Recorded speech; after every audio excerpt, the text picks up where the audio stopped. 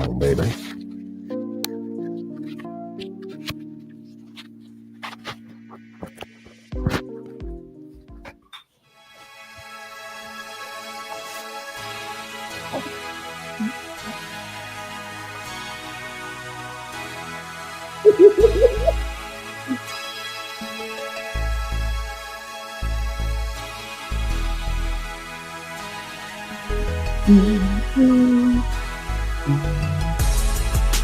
Then give me time to put my wig on. Yeah.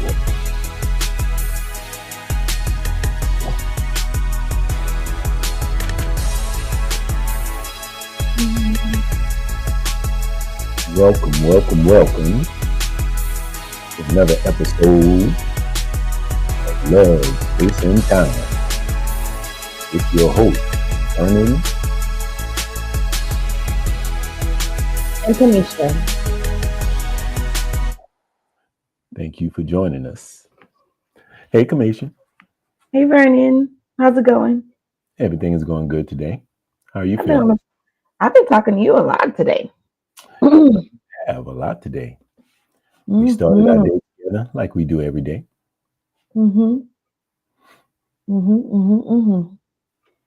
Yeah. It's pretty nice down here in Atlanta. I just want to rub that in a little bit. Yeah. It's in the 40s here. We're having a heat wave. It's in the 40s in Delaware. So I got out, got a little bit of sunshine, but then I had to come back in real quick because it's still cold. And last time I was in my car, it said 71. Wow. In the wintertime. Wow is right. Wow is right. Love it here. Welcome, everybody. We already said that, but I want to say it again. Welcome, everybody, to the Love, Space, and Time podcast. And we cannot go another moment without shouting out our sponsor. Yes, indeed. Big shout out to the people at Camnon Business Services. We are in that time of year. Everybody's getting their W-2s. Everybody's talking about getting their tax returns completed. So, well, not everybody. Some people gonna wait till the last minute. But you are an entrepreneur, if you're a business owner, and you know you've got to get it together for last year, then you might need the help that you can get from Camnon Business Services. They can certainly put you ahead of the game, catch you up, clean you up, and put you ahead of the game. So hit them up at CamnonServices.com. Shout out to Camnon. And at this moment, we are going to share our affirmation for this show. I hope that you enjoy it. And here we go. I am energized and ready to tackle the day with confidence. Each step I take brings me closer to my goals. I like that. Yeah. Life is a journey, not a destination.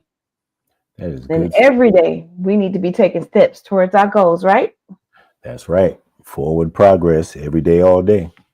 Every day, all day.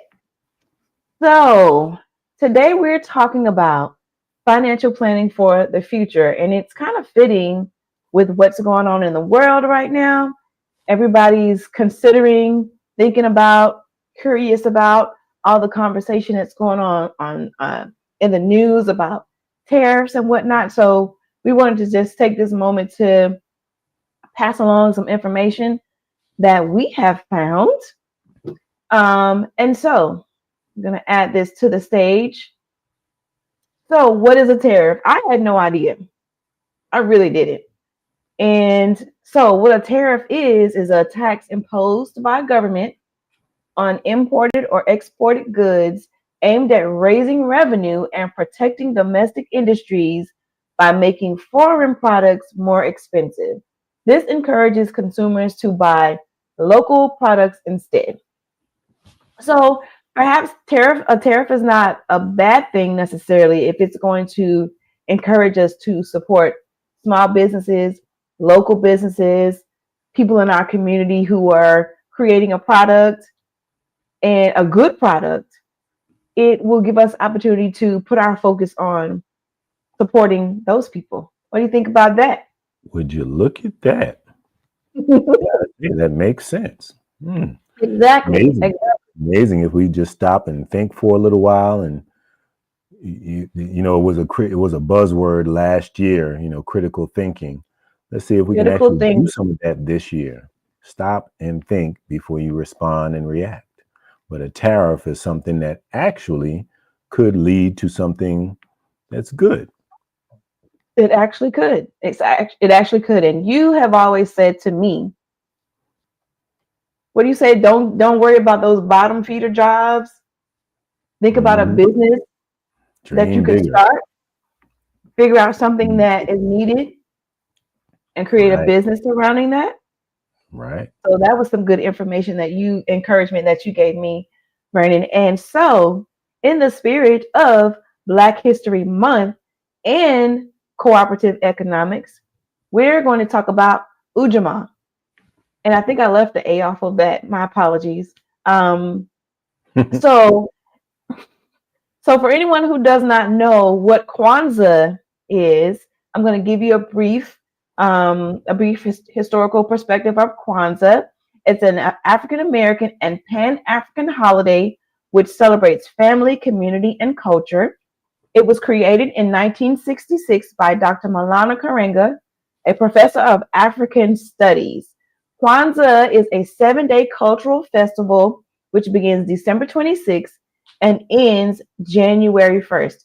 It joins communitarian values and practices of continental African and African American culture. So during the holiday, families and communities organize activities around Nguzo Saba, which means the seven principles of Umoja, Huju Chakalia, Ujima, Ujama, I think I'm saying that right, Nia, Kuumba, and Imani. So since we're talking about cooperative economics, I thought that I would take something from the official Kwanzaa website.org, and it says cooperative economics is essentially a commitment to the practice of shared social wealth and the work necessary to achieve it. Ujamaa literally means familyhood and suggests a sharing of work and wealth in the manner of a family. It grows out of the fundamental communal concept that social wealth belongs to the masses of people who created it, and that no one should have such an unequal amount of wealth that it gives him or her the capacity to impose unequally. I can't see that last part because of the banner. Babe, I wonder if I can get I rid can of hide that. Okay. An equal amount of wealth that gives him or her the capacity to impose unequal, exploitative, or oppressive relations on others. So here we are talking about tariffs and how tariffs essentially encourage us to do business with people in our neighborhood and people in our community. It ties in to Ujamaa, cooperative economics. It's blowing my mind right now that the president of this country is actually promoting an African or Pan-African principle, And he don't even know it. and he don't even know it. And as people aren't even educating themselves, we don't even know it. But thankfully, you and me and the people who pay attention to the Love, Space, and Time podcast are all about educating ourselves, and that is the order of the day. That's the theme for this year. We gotta become knowledgeable. There's a whole lot of things that are going to be pulling at your emotions and playing on Mm-hmm. your fears, and getting you to respond or react based on your Fear feelings. is our enemy. Fear is our enemy. But if you are knowledgeable, if you are in the know, if you are preparing yourself, equipping yourself with knowledge, then no one can get over on you. So with that in mind, I had something I want to share. I want to do a screen share real quick. There Awesome. is something that I came across that I think would be right in line with our conversation today. This is from a website called Virtual Capitalist. I came across this a couple of years ago, and it's just a bunch of infographics on things that may be talked about, but you never see the actual facts on. Somebody Mhm. takes time and puts together a visual image that explains all this. So let's take, for instance, that what you need, what a family of 4 in America would need in order to live comfortably. This Mhm. is well, a graphic just of the 50 states in America, Alaska and Hawaii included, and it shows um, what would be necessary for a family of 4 to be able to, live comfortably. Everybody can do what they do, have all their extracurricular activities, buy the stuff they love to buy from the grocery stores, and Mhm. still pay rent, Mhm. car payments and insurance and all that stuff. It's saying that apparently the highest, the place where you would need a family of 4 would need to make the most money in wages in America is Hawaii. They're saying that you have to have a household income for a family of 4 needs to be $259,000 at least for a Wow. family of 4 to live comfortably in Hawaii. Let's see, high taxes, strict land use rules, and shipping costs make Hawaii the priciest state for families. And the lowest or most affordable place, well, I don't know if it's affordable if the wages are low, but you only need $82,000 a year in wages um, for a family of 4 to live comfortably. That's all across the 50 states of America. So that's the Mm. wingspan from 82,000 on up to 259, $260,000 to live comfortably. And on top of that, check this out. This is on the same website, Virtual Capitalist. The average U.S. household budget based on average household income expenditures. Check this out. Now they're saying this is average, right? The average across the country. So Is that there's a some, month? yeah, it's a month. There are some people who are spending more, some people who are spending less. No. This, Mhm. yeah, average. So it must be monthly. Yeah, monthly budget, the average monthly budget. You can't imagine that there's some people who are making enough to actually spend $8,484 in a month. The But average person is not. people who make no, this is saying that the average person is based on what the high earnings are and what the low earnings are. This is saying that the number that comes out right in the middle is $8,484. Now, of course, there are, it doesn't break it apart so that you see, hey, are the majority of people, um, where do they fall in this? Or is it just that there are some people in America whose salary is so high that it skews the numbers? But I just believe that to be the case because look at that $790 miscellaneous spending. Like, what is miscellaneous spending and why would it be so high? you'd be surprised what people are spending money on. People are buying shoes. There's Yes, some people sir. who buy shoes every month. There's some people that have to take a trip every month. I got to go have fun. I got to do something. You'd be surprised how Mm. that adds up if you don't actually look at it and see what it comes to. But Mhm. um, average $504 a month in groceries. Average $2,100 a month. That's rent or mortgage because it says includes home insurance. So on average, there might be Mhm. spending less than that, but there are people who are spending a whole lot more than that too. Transportation, car notes, and car insurance and gas. I guess that goes along with that. We were just talking about that racket the You other know, day. talk about a racket. But yeah, it's something that people don't stop and think about.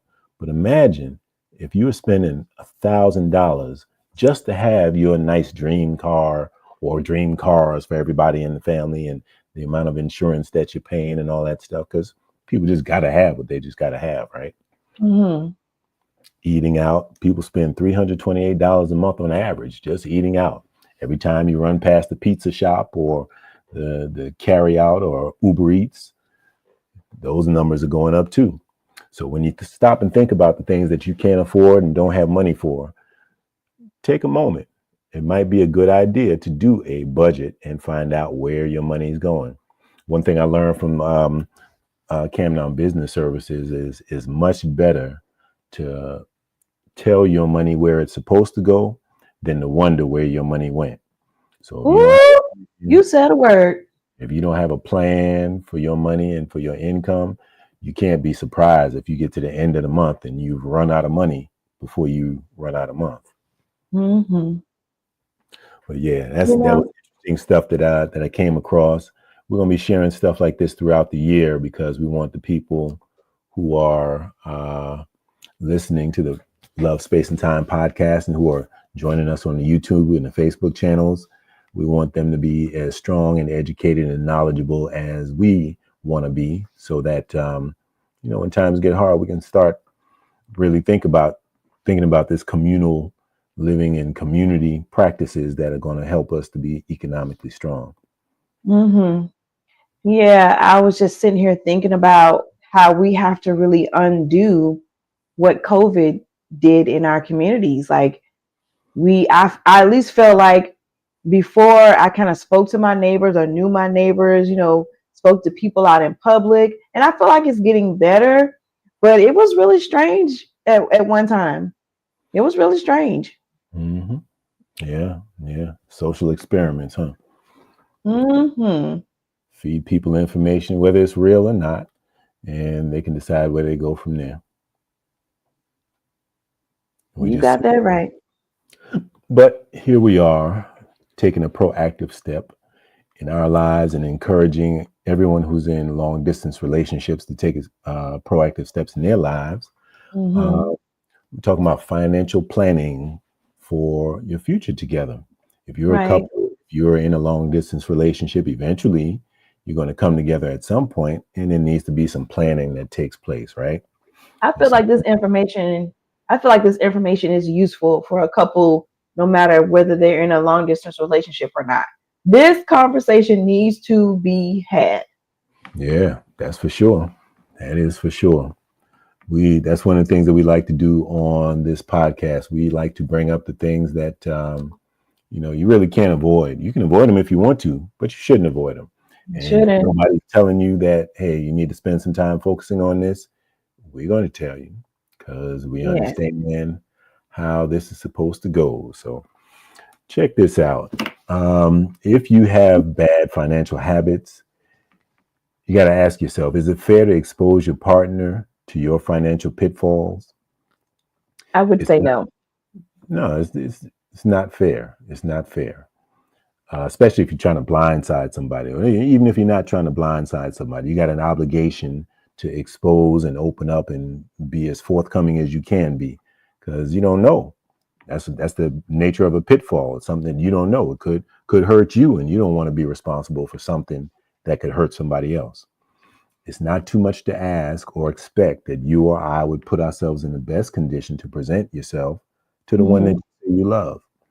So we came up with some interesting questions and stuff we want to just throw out there that we can, just spark the conversation and get some people thinking about, hey, how do we approach this subject that most people want to avoid altogether anyway?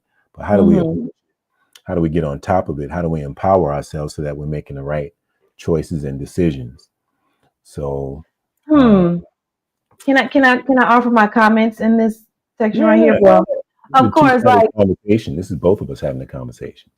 I mean, I just can't stress how important it is to ask questions, and I know it's challenging because we're challenging habits, we're challenging spending habits, we're challenging our earning habits, if there is such a term, how much money we make, because I know in this society it's taboo to talk about how much money you make doing a particular job because, for whatever the reasons are, I guess people feel threatened, or it just shows, it could highlight, a deficiency or a discrepancy in two people doing the same job and not making the same amount of money. So especially when it comes to male and female, because there is a income disparity there a lot of times, but I digress.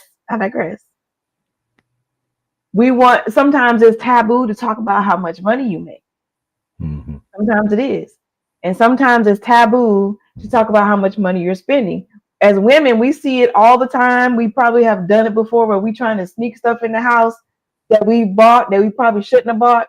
and your partner is like, "Oh, is that new? I don't know. I've been had this. This was in the back of the closet. I just never put it on." You know what I'm saying? So this kind of stuff happens. So your partner definitely needs to have an awareness about the money that you're making and the money that you're earning, so that when you guys come together, you can definitely create a game plan even before you're in the same space with each other, creating a game plan about how you want to run your finances, how you want to build your finances. You have to do it with a truthful accounting of what is going on in the finances. And that's hard because it's personal.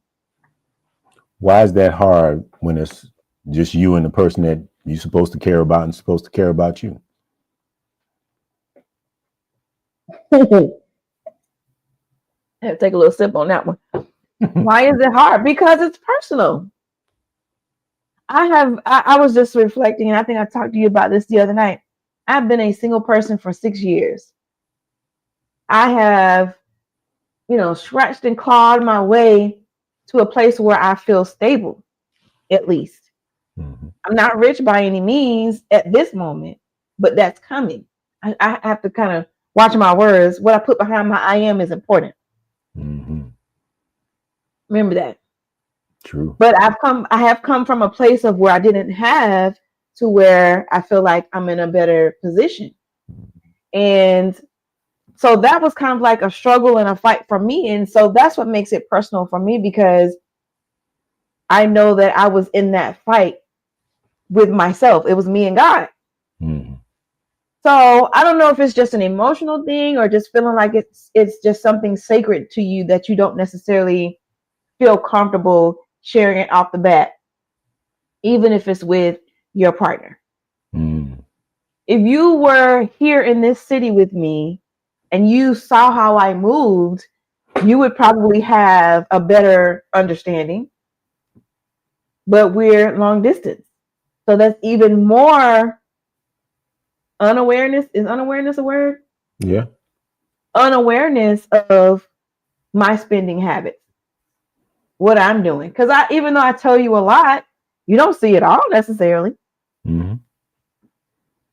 So I don't know, babe. Maybe it's human nature. I don't know. Maybe I just have to grow up so that it's not a feeling of, oh my God, I got to tell Vernon I spent this money or I did this or I did that. I'm pretty sure other women feel that way. Other men may feel that way. Yeah, I'm sure there's a lot of people who are feeling that way. Otherwise, it wouldn't be a concern in this country. And I'm sure it probably is the same in many other countries too.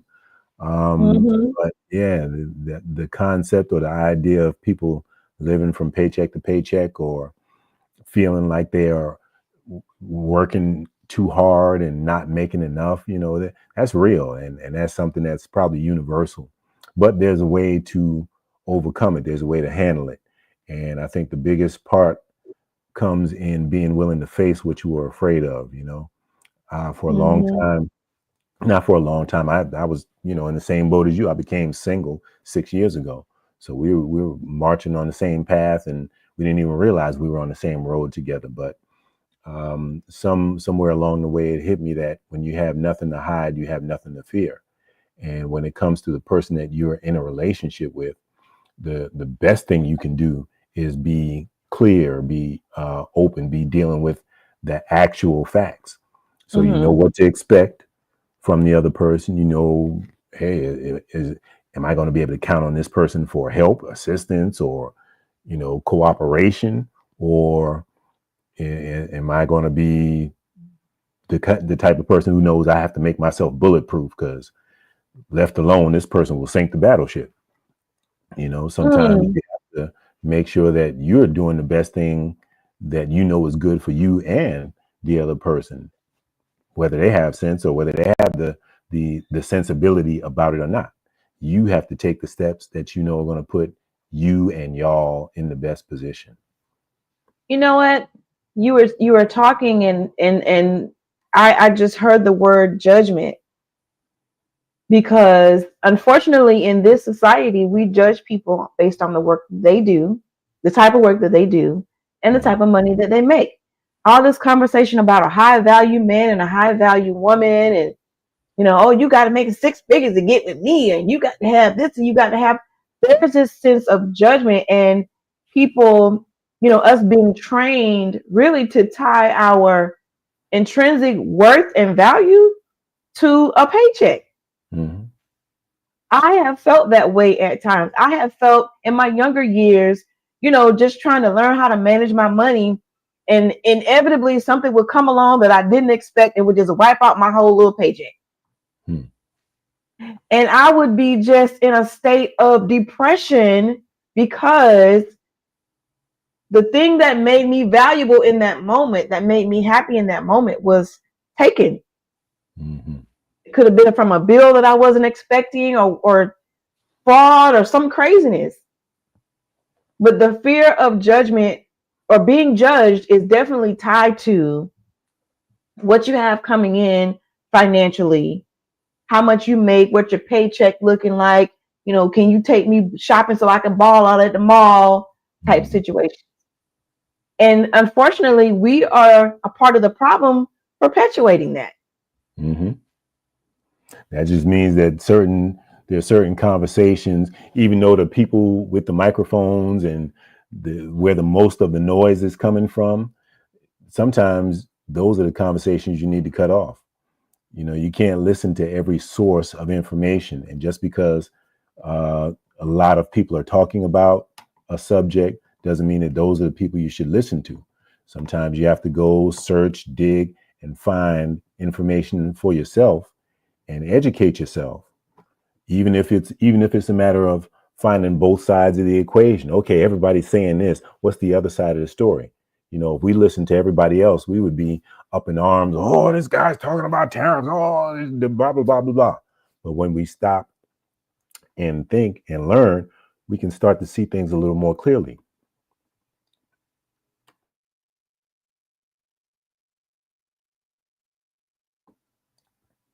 You're muted. I can't hear you. Your sound just went away. Well, in any case, we are raising questions, and we are hoping that more of the couples that are out there who are trying to build a future and form relationships will start to have these kind of mature conversations about their finances and about combining finances. Because if you plan to be together in the future, you can't avoid this subject. Check 1, check 2. Can you hear me now? Mic check, mic check. Miggity mic check. I can hear you. Go ahead and bust a rhyme real quick. My name is Misha and I got it good.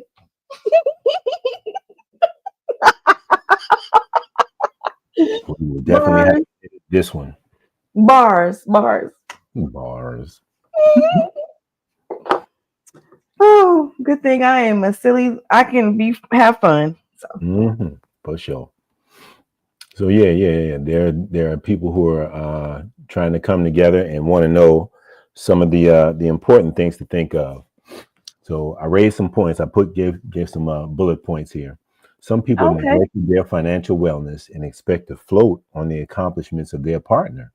Some people think that team effort and an active financial plan is the key to a secure future. Is that a good approach to think that, oh, well, I'm going to get with this person, they got it together. So, if they got it together, I'm going to be all right. Wow. I think that mentality is very pervasive, but I think that it only lasts for so long because, a man wants to see his counterpart doing something. I'll hear brothers say a lot of times he doesn't care what type of money she makes as long as she is doing something and being productive. I think most men value being a provider for their family, but no man wants to be tied to a lazy woman. No man. Yeah, that goes both ways. Certainly. I was going to say, yeah. I make the analogy. I say, if we're in a boat together and I'm rowing the boat to get us across, and either I got to stop and take a break, or, it really is a struggle for one person to try to row the boat, what you gonna do? Just sit there and look at me, or you gonna grab an oar and say, "Here, let me help you out however I can." I think you even told me, or maybe I even read it somewhere, that to get to wealth, the state of having wealth faster, it does take two people. Because if you're working a job or building a business, one person could stack their money and you live off of that one income. You get what I'm saying? So you're putting Man, money yeah, aside and you're building your wealth, and the one partner, whoever, male, man, woman, whoever it is using their paycheck or their business earnings to take care of the household things. that's a plan. That's a definite plan. I mean, if you think about it, we just looked at the infographic. If you got a family, if you got a family of 4, and this is what it takes or requires for everybody to have what they need in that family. Yeah, okay, maybe if one person can bring in that amount and everybody's got what they need, that's fine, that's good. But how do you get on top of that? Just because you got your basic needs taken care of, is that enough for you? I mean, Right. We want to thrive. We don't you want want to to just thrive. live. We want to thrive. You want to thrive, and even that, like you said, so comfortable is subjective. That might just be you got the bare minimum taken care of. You Right. got food, clothing, and shelter for you Right. and whoever's with you. Well, what how does that bode out to what are your plans for education? What are your plans to getting into a better position if you're just Mm-hmm. doing the same as you have always been doing? You Minimum. gotta go. You gotta put something on top of that. So that is a valid strategy for one person's salary, if it covers everything, to be just for expenses, and the other person's salary is for investing into a future where you don't necessarily have to work for income and wages. And on the flip side of that too, you know, sometimes when you don't have enough, you put yourself in situations that really are not beneficial for yourself. Like people say, they do strange things for some change. Hmm. That's what I'm talking about. You So got to if you be don't have enough, accountable. if you don't have enough to meet your responsibilities, I mean, this may be a little off subject, but I feel like it's very much on subject. I've seen with my own eyes, I've heard with my own ears, young women going on social media, literally pimping themselves out. They cut out the middleman. Well, the Yeah. middleman is now social media, but they use these apps to literally pimp themselves out. Even the white girl who was, I don't think she was, well, she might have been doing it for money. you know Money came in as a result of her sleeping with all these men at one time on Who's TikTok. that? Some girl, I don't even know, it would show up on my feed, but basically she slept with all these dudes, and the men were lined up. I read a little bit of it. The men were lined up. Everybody had to wear masks. The men did, and they were all in the room just doing whatever with this girl, and she was happy about it. Wow. It was over 1,000. Was it 1,000? It was a lot of people at one time, regardless of the number. But she She was decided on doing it for her money. own. I don't know. Well, she has a OnlyFans account, so that generates income for people. So my whole point is the middleman is social media now. Hmm. They don't have a pimp. They don't have a pimp necessarily, and it just hurts my heart to see women valuing women who, for whatever reason, don't have enough wherewithal to say, you know what, my body is too valuable for me to subject myself to this. They don't want to be in a situation where they feel like they're working a job that is, something that they don't really want to do. So they use social media to pimp themselves. Like I can't even wrap my mind around it. I don't even want to ask nobody. I barely want to ask you to help me do anything. I'm like, I'll just get out and do it myself. Like I just can't wrap my mind around how you could value yourself and subject yourself to potential abuse by men that you don't know because you're putting yourself out there. Women have died going on these dates with these men that they've met on social media, lost their lives. So what made them feel like they had to do that? Because they didn't have enough. They didn't have enough. And they were trying to get it. They didn't realize what access they already have. A lot of time, I heard Myron Golden say one time, you know, your wealth is created according to your creativity. So, of course, you got to break that down and look at it so many different ways. But what people do is, rather than challenge themselves and see what they can come up with that can be beneficial, that can be profitable for them, they take the easiest route. You know, whatever's the easiest route. I'll sell some drugs. I'll, you know, sleep with people for money, or let people do whatever to my body for money, whatever the case may be. That's taking the easy route out. And unfortunately, there's so many of us who have been challenged and about to be challenged with the changes that are going on around us. But again, it comes back to stopping and thinking critically so that you can start to see what access you already have. You know, so if we start to take this thing about financial planning a little more seriously, you can avoid financial crisis, and you can get yourself into a better position where you have more control and you have more say so in what your future is going to be, versus just see what happens and always react and respond to that. So that was the question, you know, what's a good approach? What's a better approach?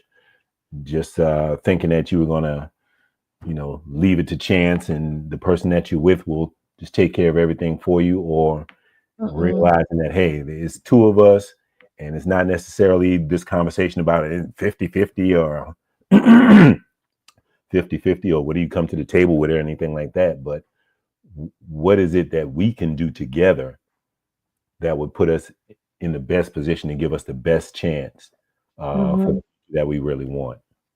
I'm so glad that we have had those types of conversations. And I know I laugh and joke about, yeah, I'm gonna live off you, you know, I'm not gonna get no job. Listen, I'm a Capricorn. Okay, we work, we do what we have to do, and that is not going to change. Absolutely. That is not going to change. We're learning more, as we're learning, and as we're growing, and as we're constantly exposing ourselves to other thinking people. We don't, you know, I'm gonna get mine however I get it. We're looking for exactly what the best avenues to take are, so that we literally put ourselves in the best position. If that means we're gonna learn something about investing, and hey, what I'm gonna be doing instead of watching whatever show is new on Tuesday night, I'm gonna be learning about investing.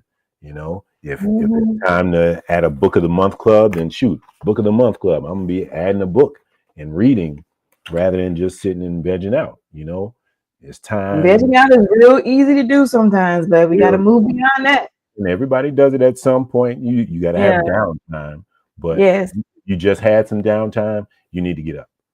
Yeah, I have a little sticky note on my my footboard on my bed. I have the word lazy, and I have the little circle and the line through it because I love being in my bed. I love being in my bed. I love being in my bed. However, sometimes being in the bed, just chilling and luxuriating, is taking me away from something else that I need to be doing. Yeah, that's the cart before the horse too, because luxuriating comes after you do the work. You know, you get to rest and enjoy what you just accomplished. So here's another question, right? It's just, you know, something about mindset, where people are. And we kind of answered it in some of the previous slides. You know, does economic imbalance in a relationship cause resentment? You know, is someone else going to be paying for you? Will you be paying for someone else? I don't think anyone likes a deadbeat. You know, not at all. Likes the idea of having to be carried. No one likes the idea of carrying somebody who ain't trying to assist at all. You know?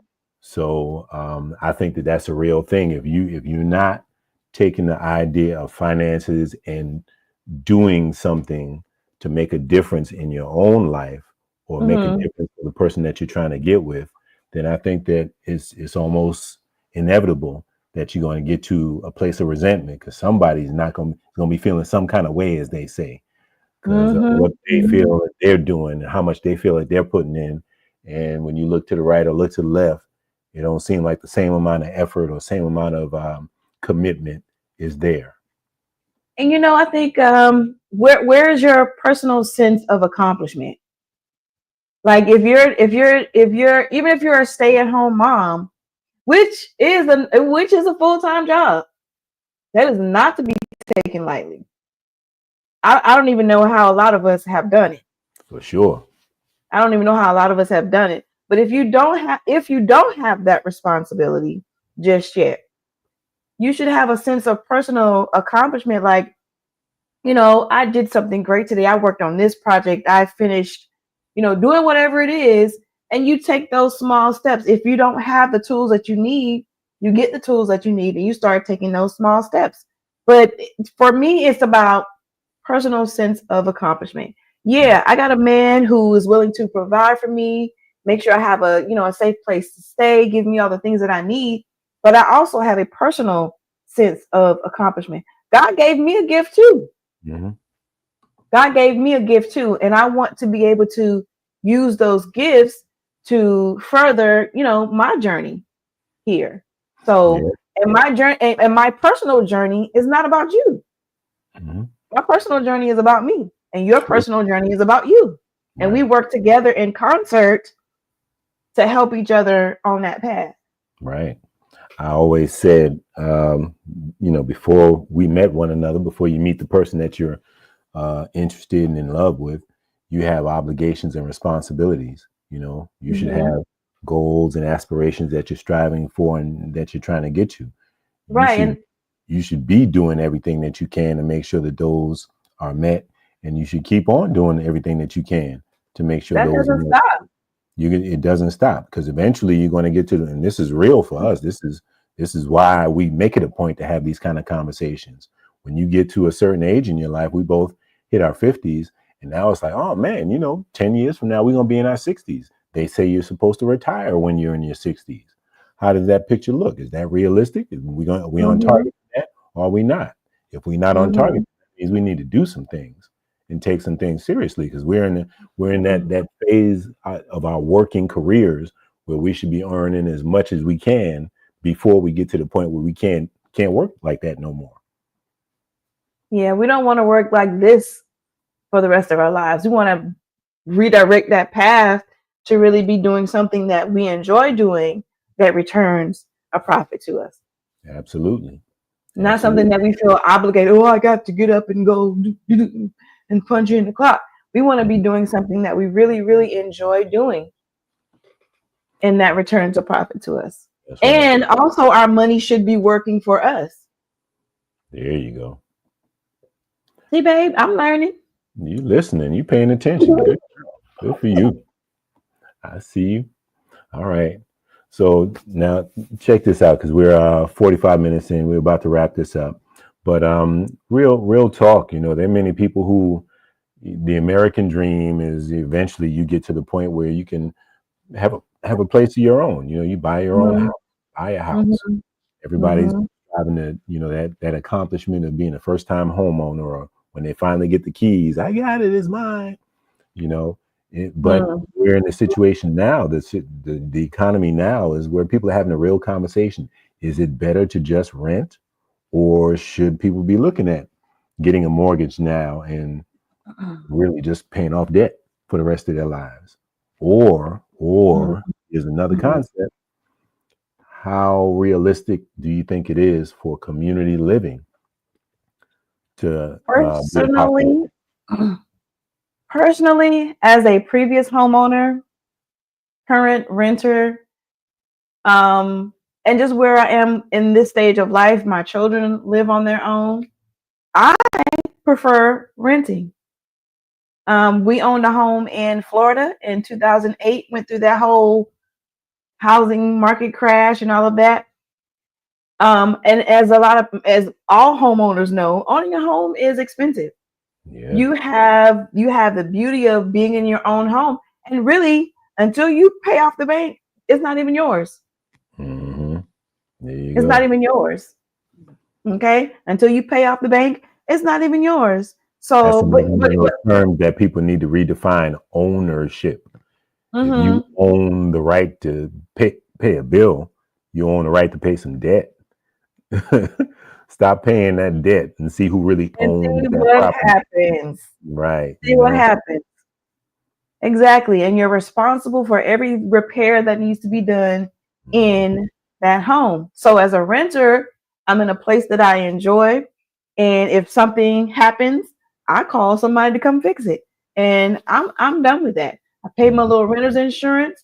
If anything happens in here, I have renter's insurance to cover that. If I decide that I want to walk away from it, I walk away from it. So I prefer renting for this point, but I point in time, but I do like the idea of communal living.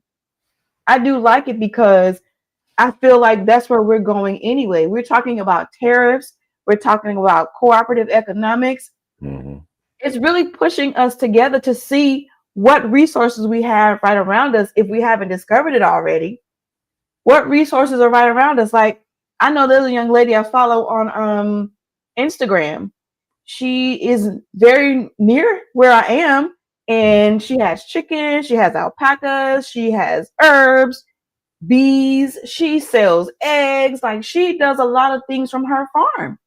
And I think that, it saddens me when I ride around these neighborhoods and I see these people with all these big, beautiful yards and ain't nothing growing but grass.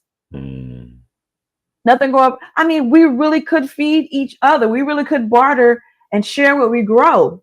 Cooperative economics. That's the beauty of communal living. And no, you don't have to live on the same piece of land with somebody. But if your neighbor has, carrots and you have onions, then y'all trade. Or just make some soup and everybody eat. And everybody eats. Right. So I really like the idea of communal living. I really, really do. We need more of that. I feel like in my heart, it's gonna grow more towards that. People, those light bulbs will start going off at people's heads, and they'll realize that is how we are going to get through it.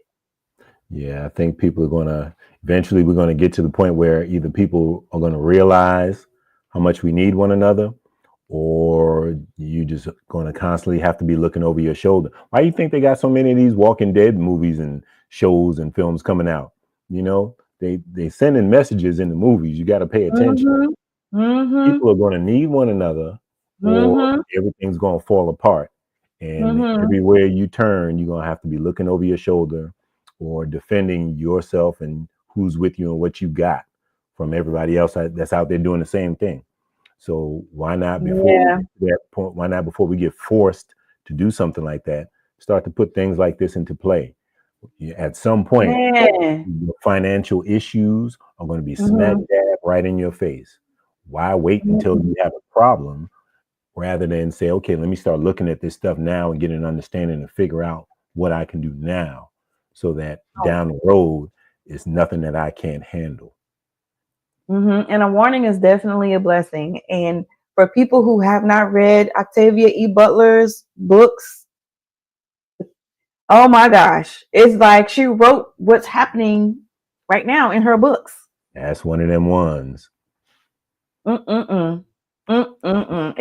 so surreal. Back then, I don't know, the 80s and 90s, but if she wasn't talking about what's going on in 2025, hey, I don't know what to say, but yeah, it's spot on. But yeah, everywhere you turn, everywhere you look, every movie that you've ever seen for the last 30 or 40 years was about some group of people over here who was fighting against the big machine over there.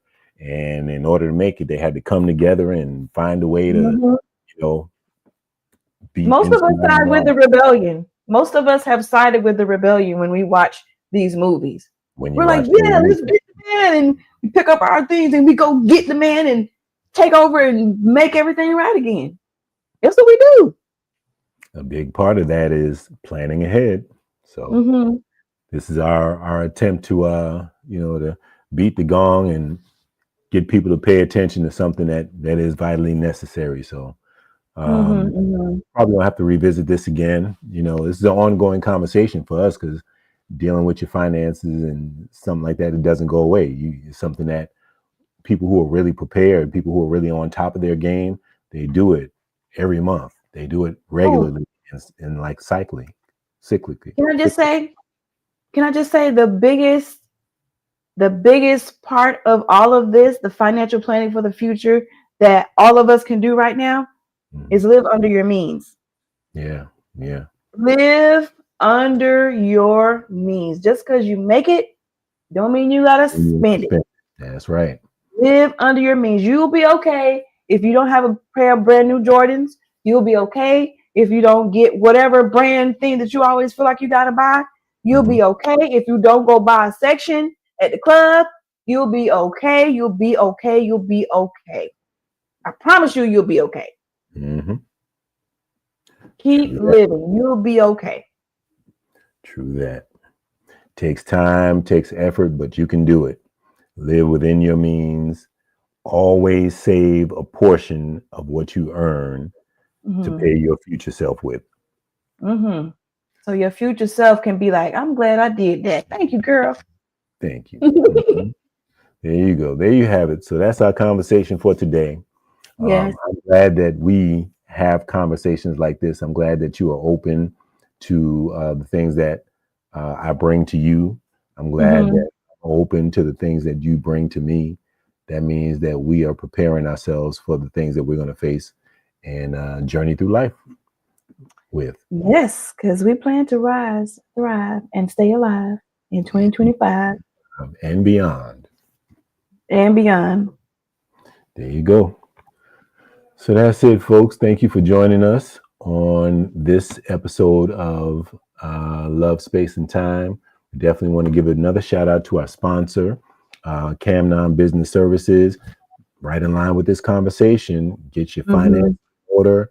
If you have an idea, a passion, something that you just like to do, why not talk to somebody who can tell you how you can turn that into a business, an income stream for yourself. You're going to need more than one income stream anyway.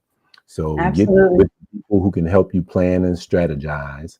And that's Camnon Business Services, CamnonServices.com. Yes. So once again, thank you all for being with us here on the Love, Space, and Time podcast. And we want to ask you to like, subscribe, and share to this YouTube channel. Also join our Facebook page at Love, Space, and Time. And also our Instagram page, Love, Space, and Time podcast. We posted our couples affirmation. Hey! You hear me? Oh, this just started all of a sudden. Oh, I thought that was you. I swear I hit it like 30 seconds ago. We posted our couples affirmation in our private Facebook group. So if you would like to join that group, you got to go to Facebook and request to join. So that's all we have for this week. We will see you guys again next week, God willing. All right. Peace and blessings. Good night.